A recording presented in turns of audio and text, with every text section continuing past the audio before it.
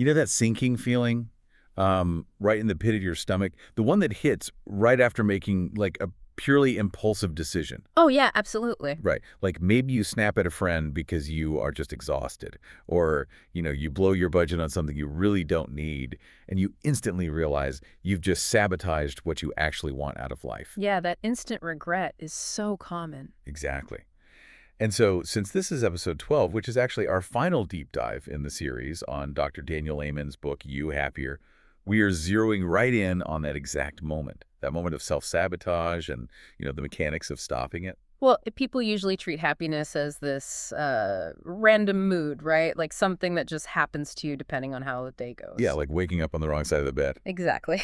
But consistent happiness, it's actually about making the right decisions again and again over time. Because when you do that, you are actively building the neural pathways of feeling good. Wait, okay, I understand the concept of a habit, but how does making a decision literally build a pathway? Like, what is the actual physical mechanism there? So it basically comes down to neuroplasticity. Every time you make a choice, neurons in your brain fire. Okay, And when you repeat that choice, those same neurons fire together again. And then your brain actually starts coding that specific pathway in the substance called myelin. myelin. Yeah, myelin. It is essentially insulation.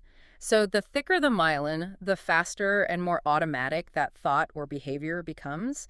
You are physically rewiring the structure of your brain to default to better choices. Okay, that makes total sense in theory, Yeah. but let's be real here. If you are completely drained at 8 p.m., knowing about myelin isn't exactly going to stop you from, like, stress scrolling for 3 hours or eating junk food. No, it definitely won't. Right, so how do we shift from just knowing the science to actually, interrupting that sabotage in the moment? Well, that is where you have to define your core values. And you do this across four specific areas, which are biological, psychological, social, and spiritual. Okay, those are pretty broad categories. What do they actually look like in practice? Think of it this way. Biological is basically how you treat your physical brain and body. So, your sleep, your blood sugar. Basic basics. Psychological is more your mental diet and your sense of competence. Then social is obviously the quality of your relationships and your community. And spiritual. Spiritual isn't necessarily religious, actually. It is more about your sense of meaning or having a purpose that's bigger than yourself. So when you are faced with a stressful decision, you basically run the urge through those four predefined values. I see. So it's less like a GPS guiding you and maybe more like an algorithm's filtering system. Like it just automatically flags and rejects incompatible inputs before they ever reach the execution phase. Yes, exactly. That algorithm creates a really vital buffer. So instead of just reacting on autopilot, you process the impulse through your filter. But even with an algorithm, trying to weigh four different categories when you are already overwhelmed, that sounds like a lot of cognitive load.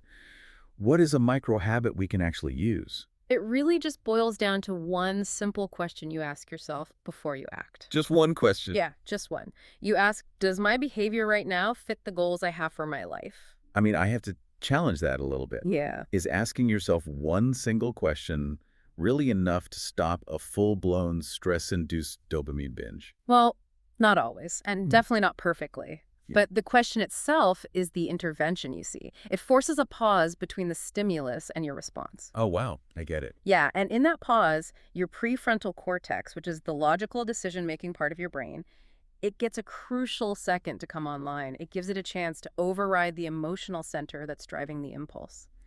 You aren't aiming for instant perfection here. You're really just aiming for a 1% improvement. And I imagine doing the basic physical things like eating right or managing stress. That probably makes it easier for that prefrontal cortex to actually do its job. Without a doubt, the quality of your decisions is inextricably linked to the physical health of your brain. You protect your decisions best by protecting your biology first. That is the real takeaway for you right there. Mm, Taking absolute responsibility for your choices. Even if you are just aiming for that 1% shift, it changes your trajectory entirely. absolutely. You just have to become relentless about making better decisions for your life, every single day. For sure. Well, as we wrap up this deep dive on You Happier, I want you to leave the material behind for a second and just think about your own routine. Yeah, take a hard look at it. Exactly.